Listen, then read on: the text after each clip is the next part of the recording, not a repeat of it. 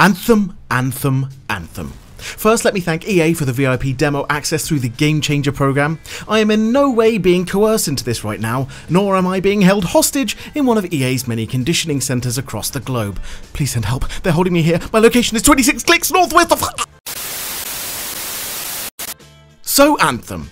I'm not talking about a Freddie Mercury power ballad, nor the Red Army's motivational chorus. We are talking about BioWare's new baby. The alien stomping, nature chomping, machine gun romping, open world extravaganza. And I got access, well, after infinite load screens, hours of waiting and countless boxes of tissues.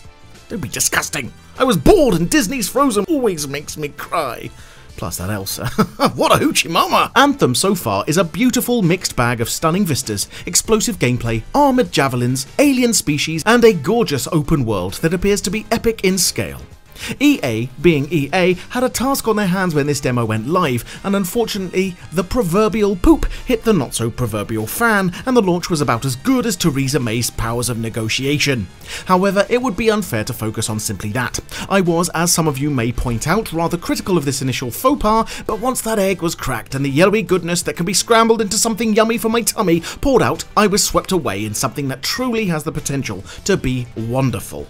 Let me pause for a moment and remind you that I may have been given this demo by EA and the Game Changer program, but that in no way means that they get a free pass. I want you to know that these impressions will be critical where need be and won't be sugar-coated. That being said, what I've played so far has been pretty bloody awesome. Perhaps I'm still in the honeymoon stage of a romantic liaison with my ludicrously lascivious French teacher, Mademoiselle Juliette. It was exciting and dangerous, full of tits and arse and champagne and steamy passion, and more than anything, a great deal of raucous fun. However, that romance ended, and I pray that this doesn't crash and burn in the process, revealing its true form, a dirty old French wench clinging on to its youthful and sexy British prey with promises of so much, and a delivery schedule much akin to Donald Trump's Mexico wall. All talk. The reason I say this is because the game, although in an older build and with obviously much content missing, feels just a tad void of substance.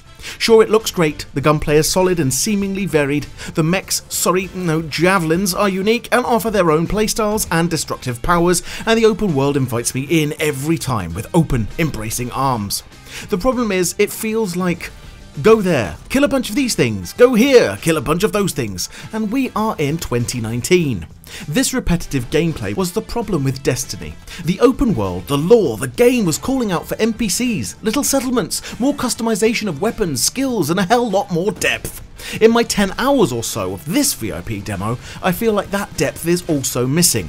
Now don't get me wrong, there is a lot of desire for a game like this, and perhaps I was hoping to be wowed a little bit more, to be offered something special. After all, this is basically a science fiction love child where Avatar was clearly the dominant female protagonist. The original launch trailers and streams seemed more full of life, vegetation, nooks and crannies, lore and varied gameplay. This honestly feels rather scaled back and devoid of those wow moments from the initial reveals. I would like to say that there was a wow moment in the form of a big bug boss that we get to fight in what appears to be an almost raid-like mission, but every time I played it, I would get about halfway through that mission and then it would have a random loading screen that meant the end of the mission and a forced game restart. Give it a minute, it should work itself out. Should. Energy readings are safe. It's a real shame.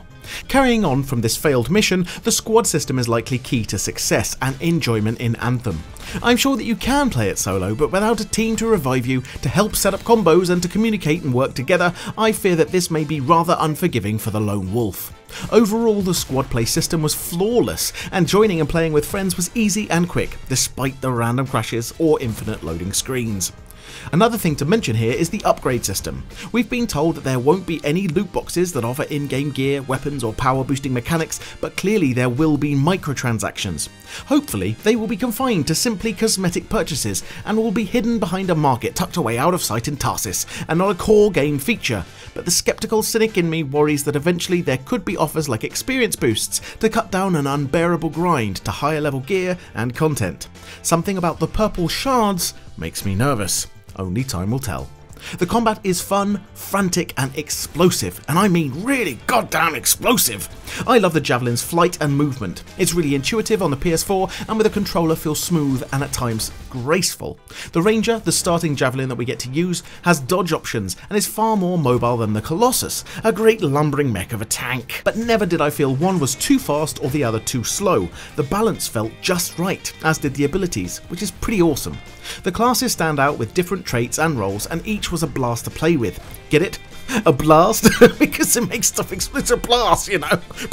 In the demo you could only play with 2 Javelins, so I was not able to test the Interceptor or Storm, but this did not detract from my enjoyment levels. Hopefully next week I can try those out with the open demo, which I would strongly suggest that all of you do try.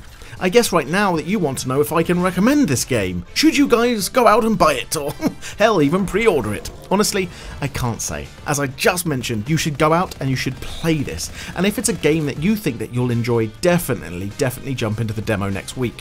For me, despite the concerns, I will be picking up this game. It has so much potential to be just bloody awesome and tick so many of my geeky desires, but it's not without some trepidation. Apart from all of the maybes and concerns that I've mentioned, Anthem appears to be on track to produce something rather special. If BioWare can populate their beautiful world with interesting activities, enemies and friendly NPCs, bump up the fauna and flora levels to the gardens of greatness, and keep the grind fair and enjoyable, this game could be one that I will play for months, if not years and years. Let's hope that the desperately required win EA and BioWare need is in the form of this armour-wearing, beautifully haunting, bug-squashing, guns-blazing, infinitely loading spectacle extraordinaire. As always, if you like this video, remember to hit that like button now, subscribe if you want to see more, and let me know what you think down below in the comments.